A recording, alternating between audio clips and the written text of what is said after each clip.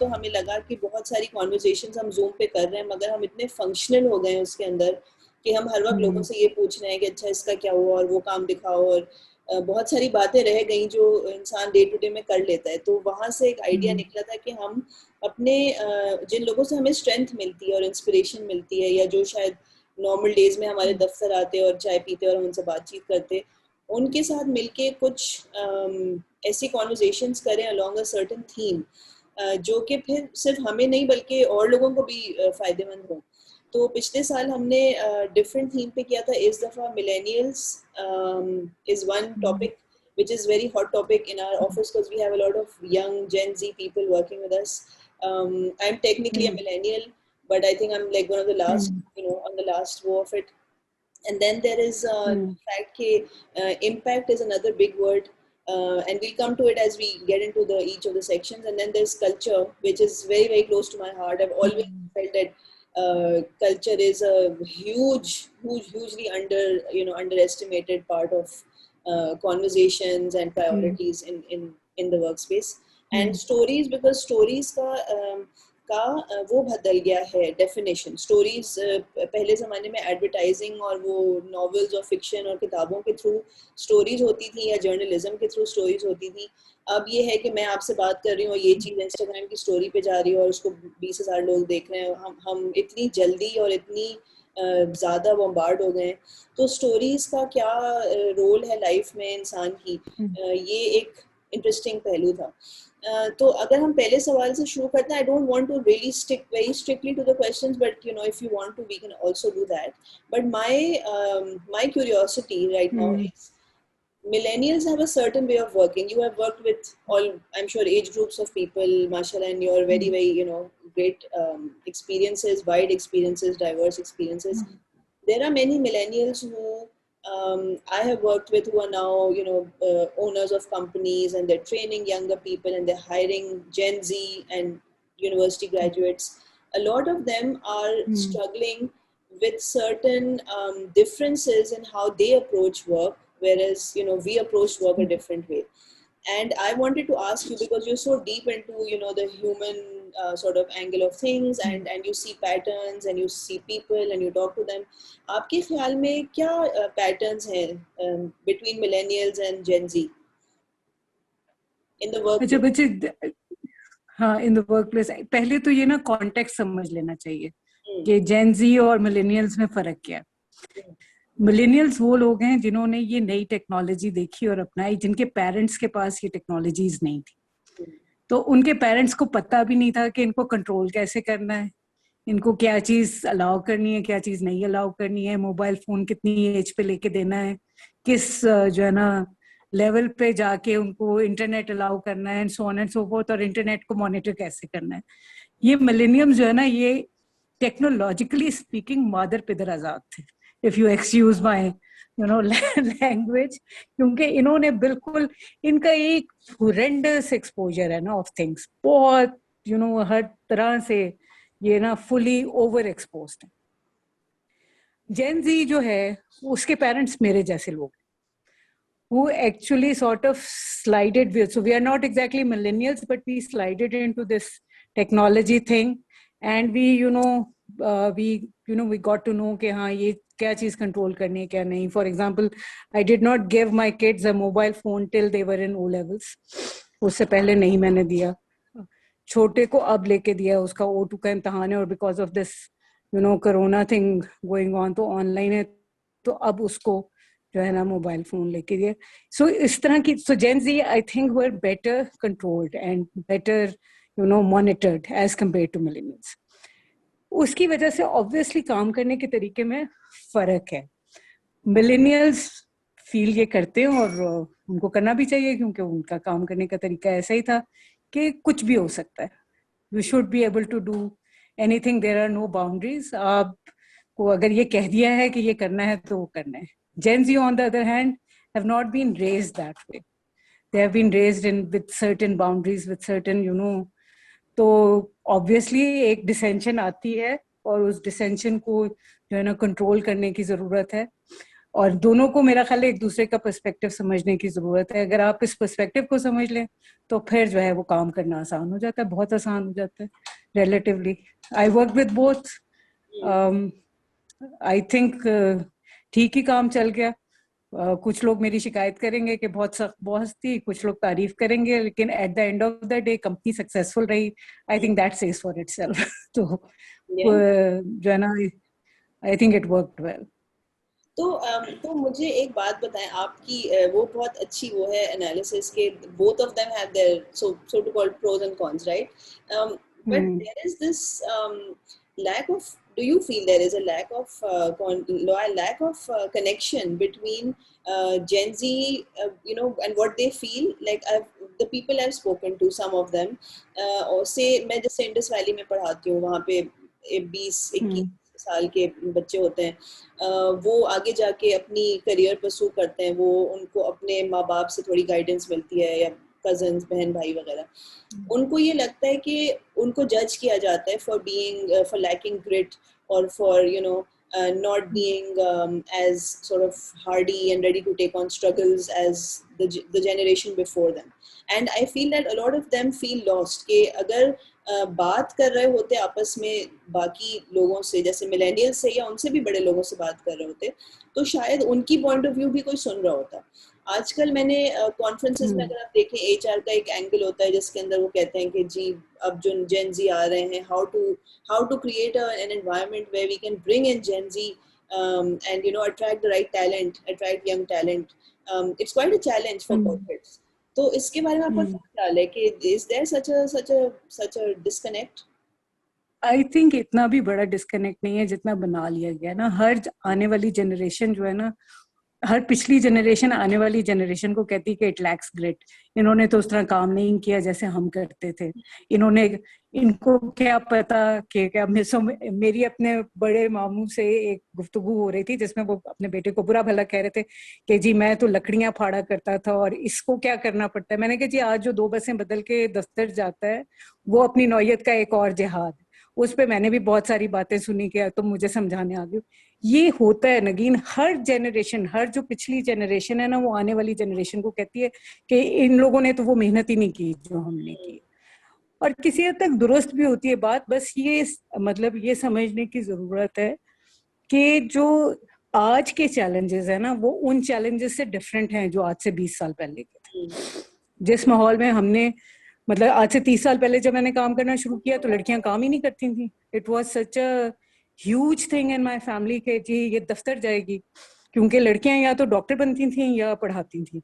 ये दफ्तरों में काम करने का तो कोई सोच या कोई ख्याल ही नहीं था मिडिल क्लास फैमिलीज के अंदर। अच्छा, और फिर दफ्तर जाएगी और फिर इतने पैसे क्यों इसको मिल रहे हैं? क्योंकि मेरी पहली नौकरी यूनिलीवर की थी तो उसमें बड़ी अच्छी तनख्वाह थी, मेरे बाकी जो कजन्स थे जो सरकारी मुलाजमतों में थे उनसे बेहतर तनख्वाह थी। ये थे कि इसको किस बात के इतने पैसे मिल रहे हैं, इसको इतनी तनख्वाह क्यों मिली? वो उस जमाने का चैलेंज था। आज के जमाने का चैलेंज लड़कियों का काम करना है या इवन लड़कों का काम करना डिफरेंट है। Now, I mean, these days, it's not about whether you'll be allowed to work or not.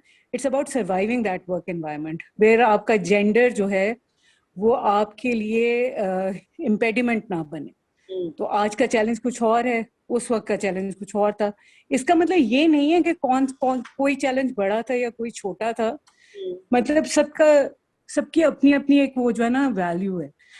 तो या हमारे यहाँ बस ये मेरा ख्याल है एक मिजाज में ये चीज आ गई है, and I may sound very देसी सेइंग दैट, कि वो दूसरे को पुट डाउन करना। तो वो हम उस साइड सर्कल में घूमते रहते हैं, हालांकि ऐसी कोई बात नहीं।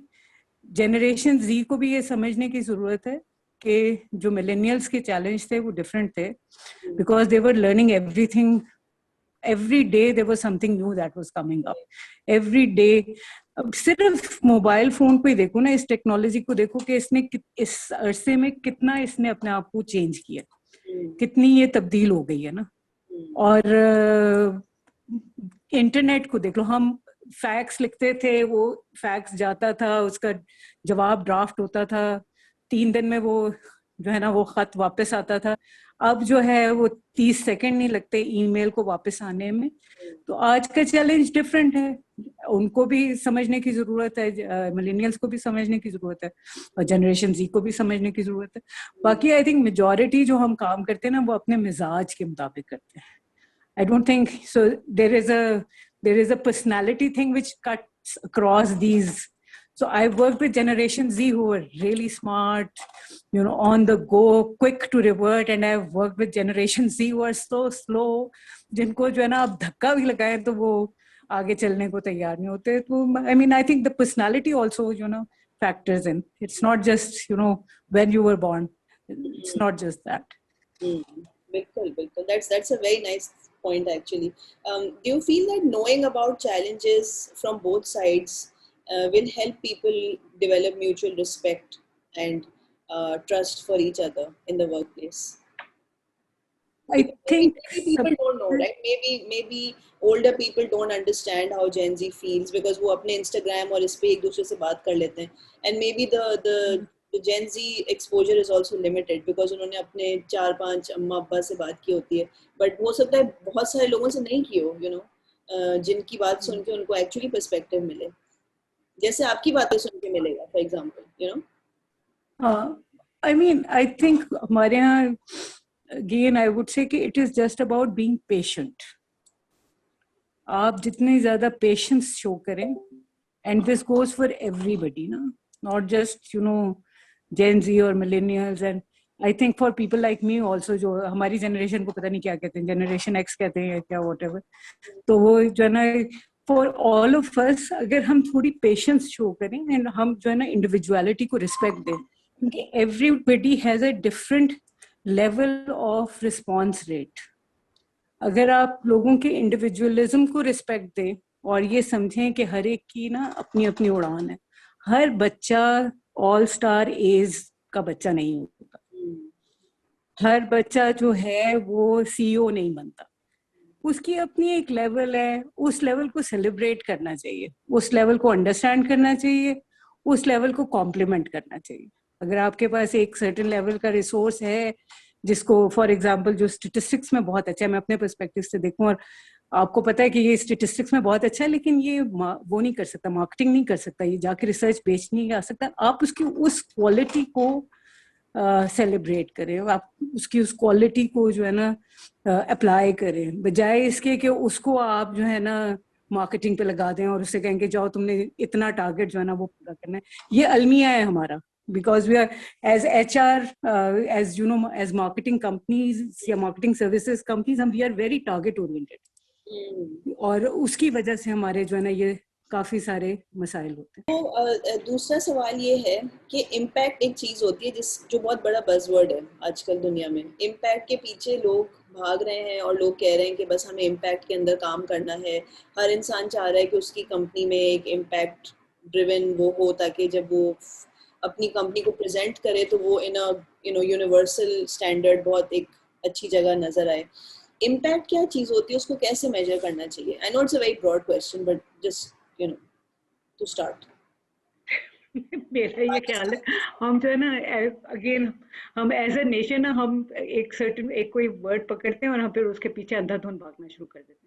तो आज से कोई 4-5 साल पहले it was written on investment, कि जी आपको क्या रिटर्न ऑन इन्वेस्टमेंट, उसके बाद जो है बज़वर्ड आए डिसरप्शन, जिसकी आज तक मुझे समझ नहीं आई कि व्हाट इज डिसरप्शन, किसको कहते हैं डिसरप्शन। अब आज का ये इम्पैक्ट है कि जी what impact you are making, just by existing, just by being, being Nagin Ansari or being Saima Kamar, we do have an impact. अगर हम ना हो तो there would be a void which is still fillable. I think कोई ना कोई आके उस जगह को fill कर देगा, क्योंकि ये पानी की तरह से होता है, जैसे ही आप वो जगह छोड़ते हैं वो पानी या कोई और चीज़ आके उस जगह को भर लेता है, और ये इम्पैक्ट भी इसी तरह की चीज़ है। इम्पैक्ट उस वक्त तक है जब तक हम हैं, जब हम नहीं हैं तो वो इम्पैक्ट नहीं है। लॉन्ग लास्टिंग इम्पैक्ट वही है जो कि जनरेशन्स तक चले, जिसमें एक्चुअली आप कुछ ऐसा कर जाएं जो कि आने वाली नस्लें आपको याद करें कि हाँ जी ये बंदा था जिसने कुछ काम किया। चलो 4 नस्लें नहीं 2 ही याद कर लें, जैसे मौजम अली कादरी को मैं आज भी मैं याद करती हूँ। आई होप कि अगली आने वाली तुम लोगों की जनरेशन भी उनको याद रखेगी, उससे अगली भी याद रखेगी, because these people, Mahmood Saab, Mozam Saab, they did something for research. They did, they created an impact by starting this new industry in Pakistan. अब इफ आई डू लाइक बहुत ही मार का तुलारा किस्म की मैं रिसर्च भी कर लूँ, तो उसका इम्पैक्ट कितने दिन रहेगा यार, जितने दिन client is able to use that research. आप बहुत मार का तुलारा जो है ना एडवर्टाइजिंग बना भी लें, उसका कितने दिन इम्पैक्ट रहेगा? It would be for a very short duration. तो ये जो इम्पैक्ट है कि मेरे तो नज़दीक जो है ना, एक सिवाय जो है वो टर्म्स फेंकने के और इससे ज्यादा कुछ नहीं है। जब आप कहते हैं ना what are the main levers जिससे ब्रांड फ्लोट कर सकता है, व्हाट आर द हैंडल्स जिनको लेके चलें, कंज्यूमर बैरियर्स, ये सारी टर्मिनोलॉजीज हैं। इन टर्मिनोलॉजीज के पीछे हम भागते हैं और हम क्लाइंट को इम्प्रेस करने की कोशिश करते हैं।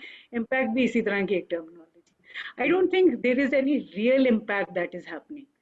रियल इम्पैक्ट वो होगा जो कि आज से 20 साल बाद या 30 साल बाद लोग याद करेंगे कि okay, this is the thing that was done by x person.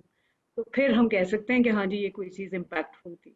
इस वक्त तो आई एम सॉरी। तो एक एक नॉर्मल एक आम इंसान पाकिस्तान में जो यंग है, जिसने वर्क फोर्स अभी ज्वाइन की है, उस वो उसको कैसे सोचना चाहिए इम्पैक्ट के बारे में, आपकी इसी बात को उस, लेते हुए कि अगर वो उस, उसको कमाना भी है, उसको अपने आप को खुश भी रखना है अपनी नौकरी में, उसको ये हर आदमी की सोचने की बात है या नहीं? हाँ नहीं, सोचने की बात है, लेकिन उस इम्पैक्ट का दायरा जो है ना वो मुतय्यन करने की जरूरत है। उसका सर्कमफ्रेंस क्या होगा?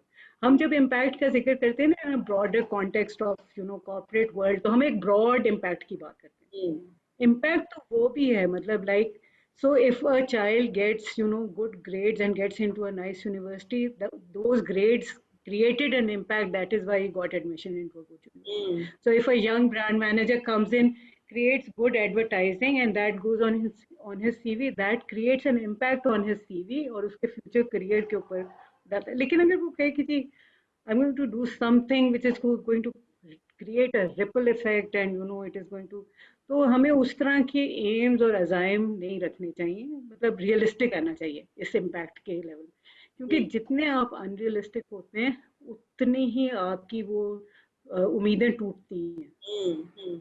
और ये जो डिप्रेशन इतना जो यूथ के अंदर आजकल बढ़ रहा है, उसकी बुनियादी वजह ये है कि जो है ना, they have such high expectations from themselves.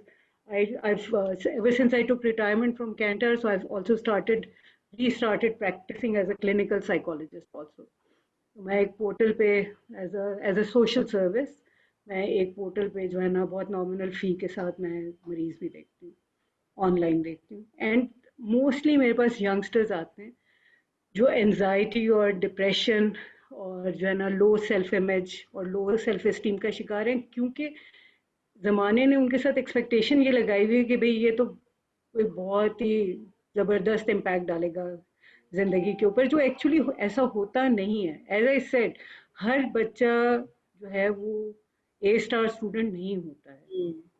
हर बच्चा जो है वो जो है ना वो फेलियर भी नहीं होता है। मेजॉरिटी जो है वो नॉर्मल कर्व के दरमियान में होती है। बस मसला ये है कि उसको हम एक्सेप्ट नहीं करते।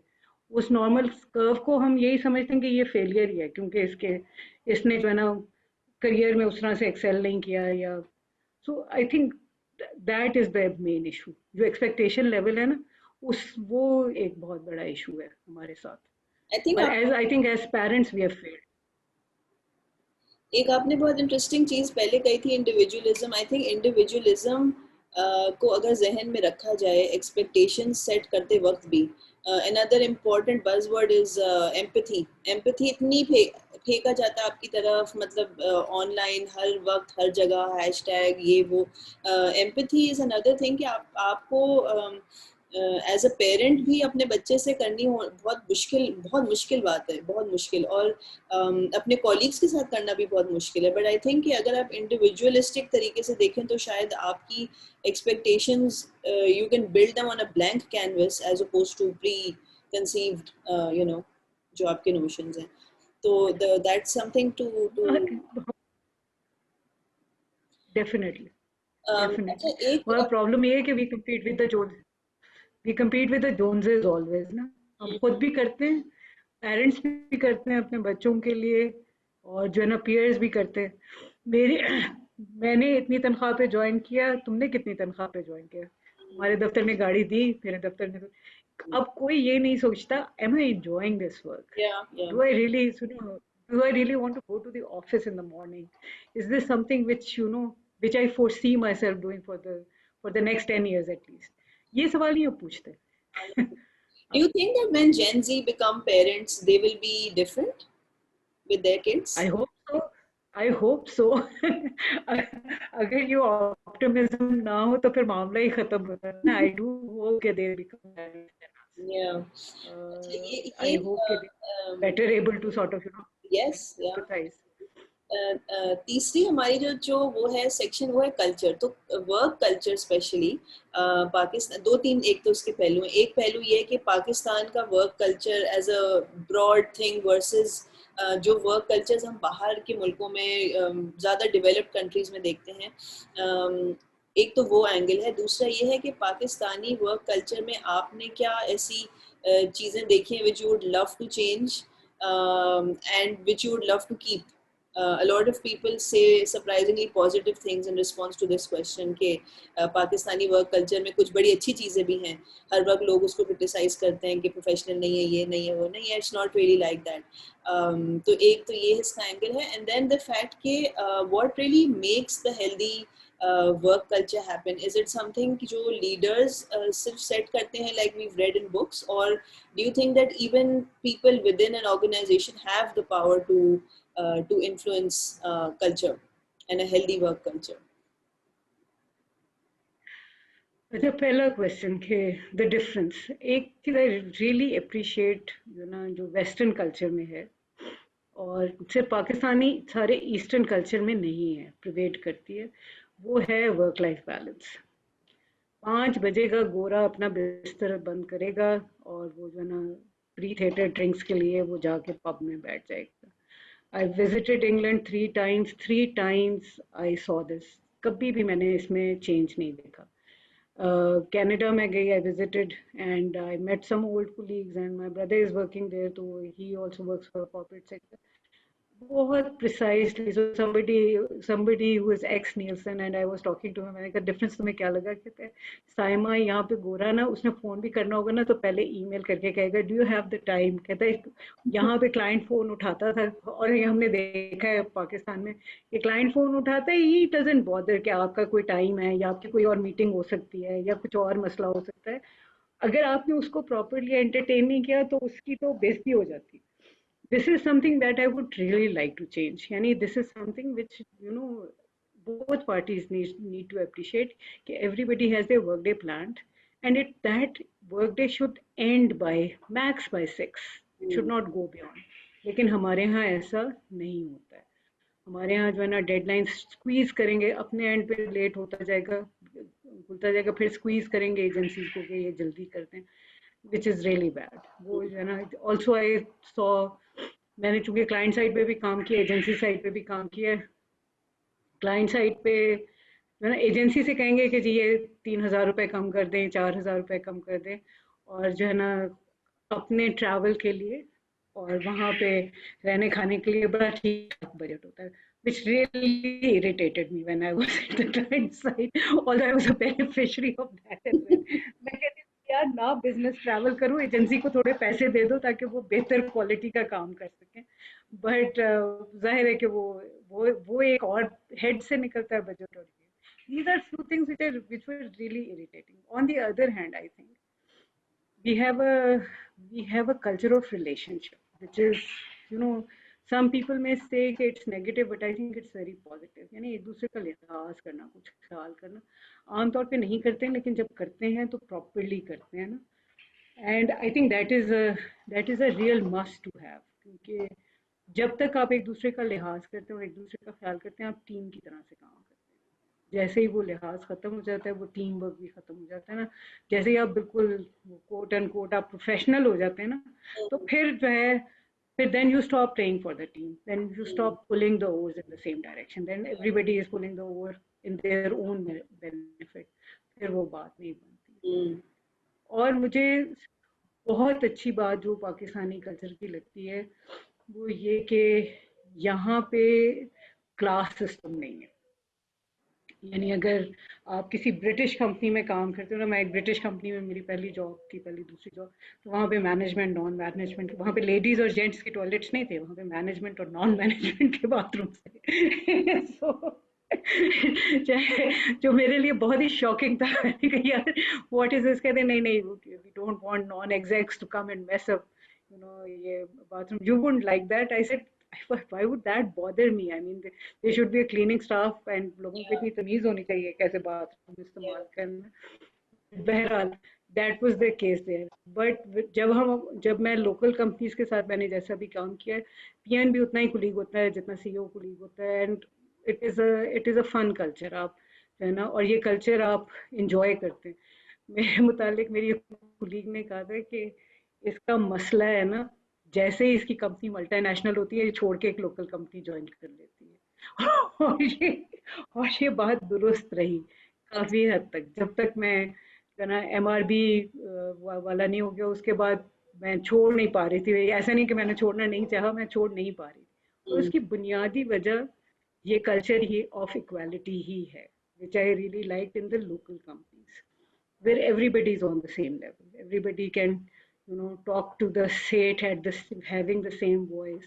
At least मैंने यही experience, maybe I'm in a different industry, लेकिन मैंने यही experience किया। It was like ना आफ्ताब एसोसिएट्स में ना ओएसिस में we had really everybody could enjoy themselves. So अगर लेट सिटिंग हो भी रही है तो आप समोसे और जलेबियां मंगवाएं 6 बजे के बाद, आप have a cup of tea, gupshup, laugh, then start working again and then re-energize and work till 10. So ये चीज जो है I think was I really appreciate. And it comes from the top.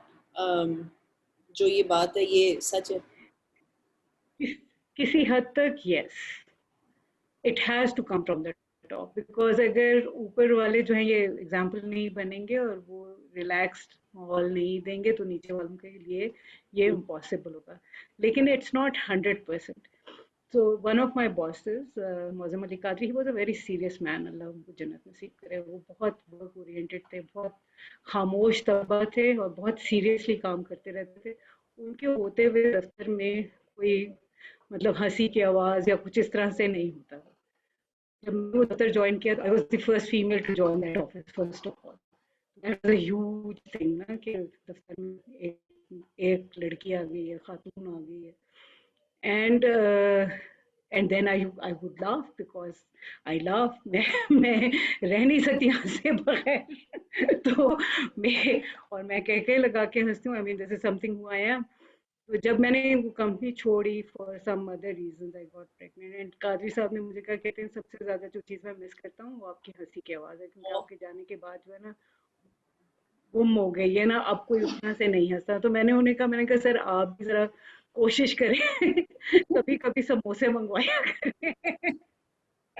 और तो लोग हंसेंगे। तो कहते हैं नहीं वो मेरी पर्सनालिटी नहीं है। सो डिस्पाइट द फैक्ट कि उनकी पर्सनालिटी नहीं थी, ही अलाउड दैट। हम हंसते थे और फिर कोई एकदम कहता था कि अरे कादरी साहब बैठे हैं, जरा टोन नीचे को, और हम सब चुप कर जाते थे।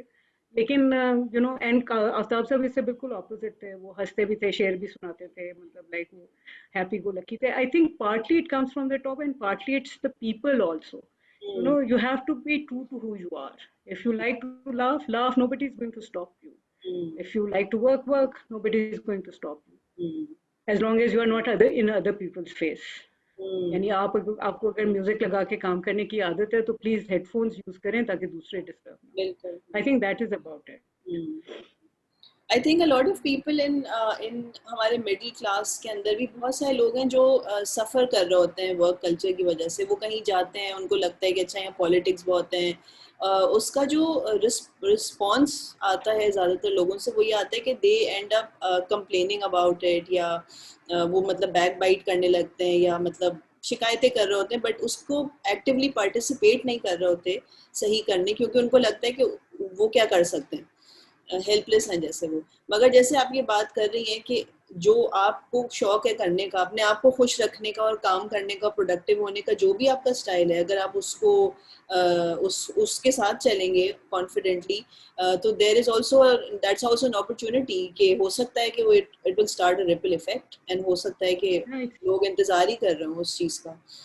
तो बात ही वही आपने जो बात की थी ना एम्पैथी वाली, सो थोड़ा सा as an example, I mean 3 people in that company from very affluent background, तो वो रोज जो है ना टेक आउट मंगवाते हैं, जो है ना लेट्स से कहीं से किसी प्रीमियम रेस्टोरेंट से, and then there are 2 people who are not, तो वो टेक आउट अफोर्ड नहीं कर सकते, वो खाना मंगवाते, घर से खाना लेकर आते हैं या सैंडविचेस लेकर आते हैं या वो कहीं ढाबे से खाना मंगवाते हैं।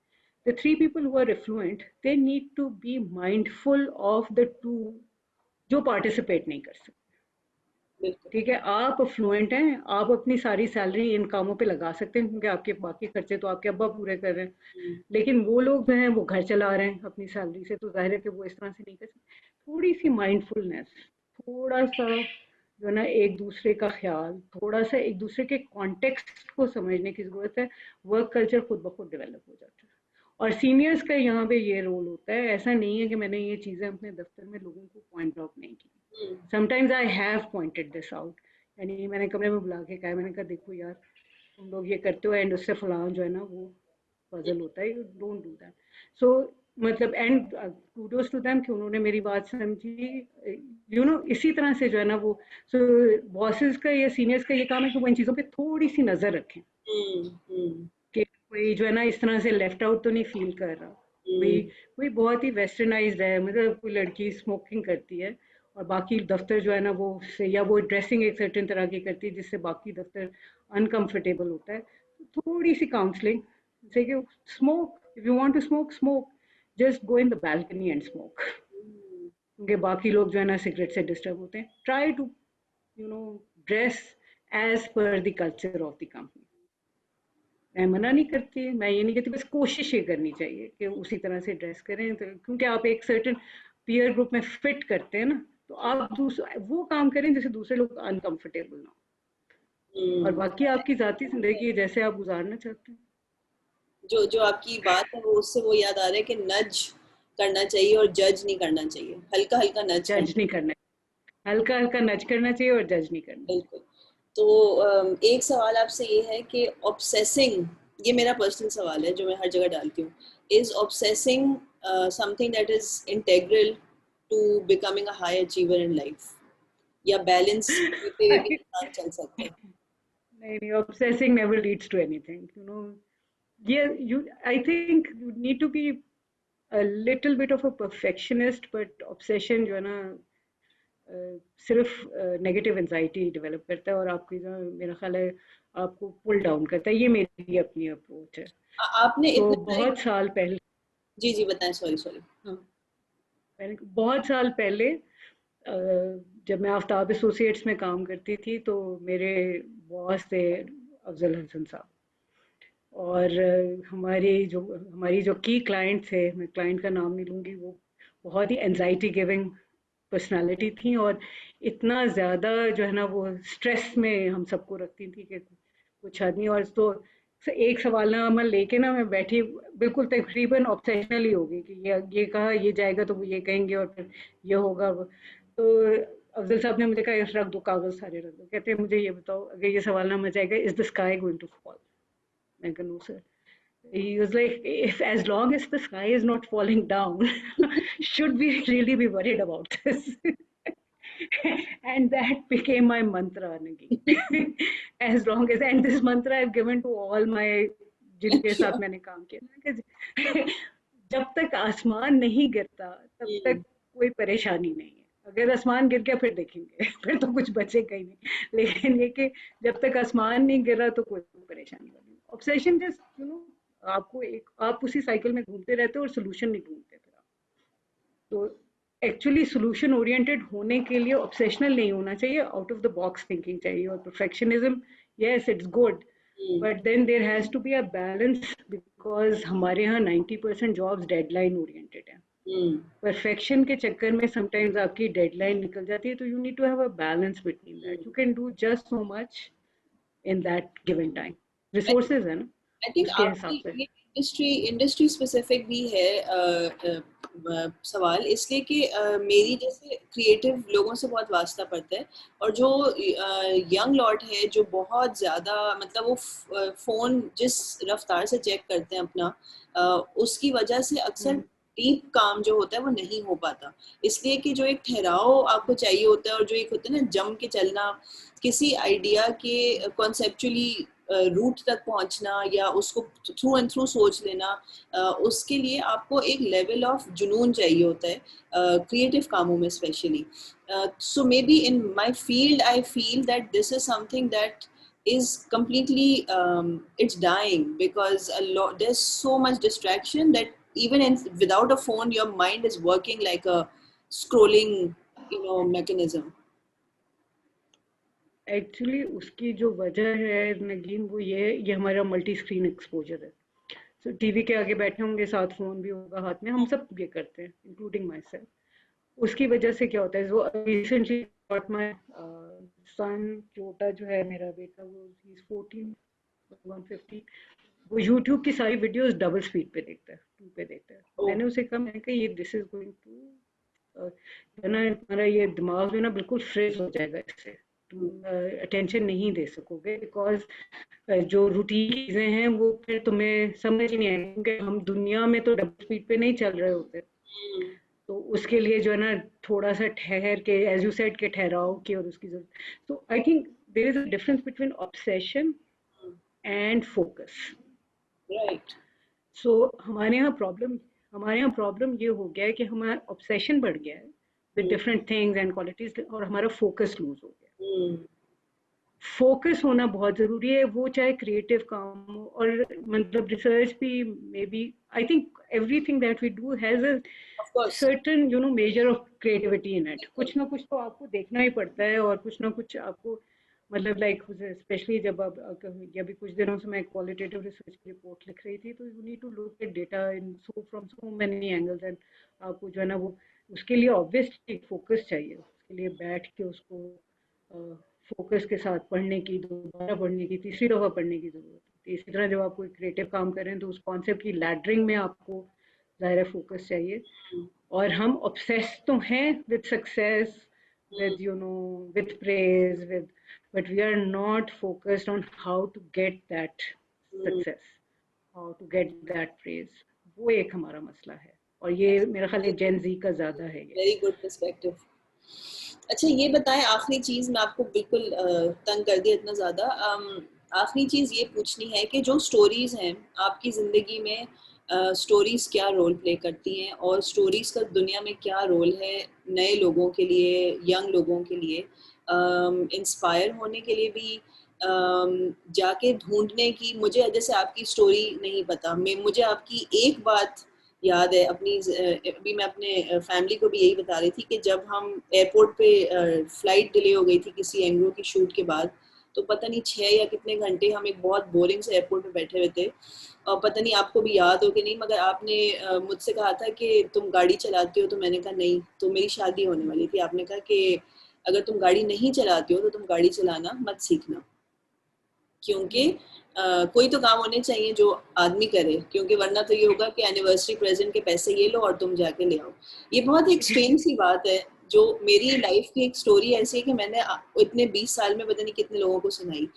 और ऑनेस्टली मैं अभी भी गाड़ी नहीं चलाती, all thanks to you and my husband might not like that आपने एडवाइस दी. मुझे ये लगता है कि जब आप स्टोरीज को गौर से सुनते हैं, या आप स्टोरीज सुनने में इंटरेस्टेड होते हैं, लोगों से सवाल करते हैं, या आप क्यूरियस होते हैं स्टोरीज के बारे में, उसमें जो लर्निंग आपकी होती है वो किसी किताब, किसी स्कूल, किसी चीज़ से ज़्यादा नहीं होती. तो वो मुझे अभी लगता है कि maybe the younger lot now, the ones who are coming after us, because of that lifestyle and the frenzy, the kind of stories that they are exposed to are very, very, for example, Instagram and Facebook stories. It gives you an option to swipe forward. It gives you an option to watch on mute. It gives you an option to press a love button but not really worry about or think about or dwell on it or reflect on it too much. Stories का क्या आपकी life में वो रहा है, and what should they be? देखो मेरी life में तो बहुत इम्पोर्टेंट रोल है स्टोरीज का. I'm somebody who is sort of imbibed in that. और मैं gatherer हूँ ना stories की. When I go for field work, I sort of meet people. I have so many things I've learned from people, from their